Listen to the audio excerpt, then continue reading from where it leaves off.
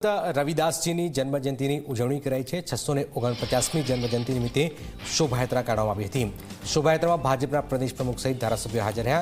શિરોમણી ગુરુ રવિદાસજીની 649મી જન્મજયંતિ નિમિત્તે આશ્રમ રોડથી શોભાયાત્રા નીકળી શાહીબાગ સર્કિટ સુધી શોભાયાત્રાનું આયોજન કરાયું હતું।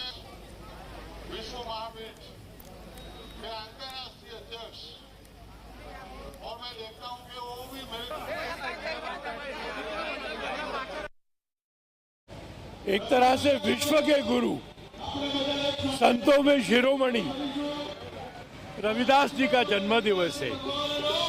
इनकी ये यात्रा हमको संदेश देती है कि समरस समाज बनाएंगे, गुणों पर आधारित, कर्म पर आधारित।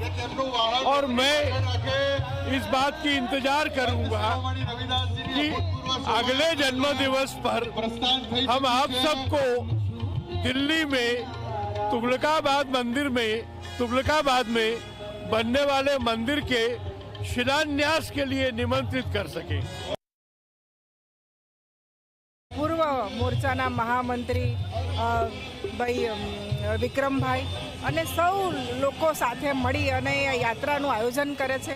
अहींयाथी आ यात्रा प्रस्थान करी अने मारो मत विस्तार असारवा विधानसभामां पहोंचे छे।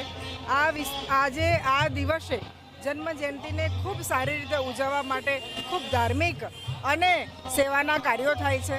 अने आनी साथे साथे अमे बधा हिंदुत्वना विचार लईने चालीए छे। अने आजे विश्व हिंदू परिषदमांथी अहींया अमारा आगेवान पण उपस्थित रह्या हता।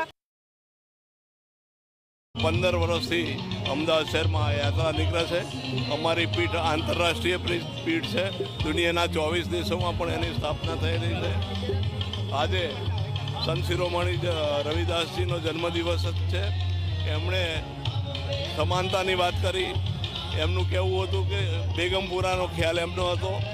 સમગ્ર સમાજના નાનામાંથી નાનો માણસ, છેવાડાનો માણસ પણ પ્રથમ હરોળમાં આવે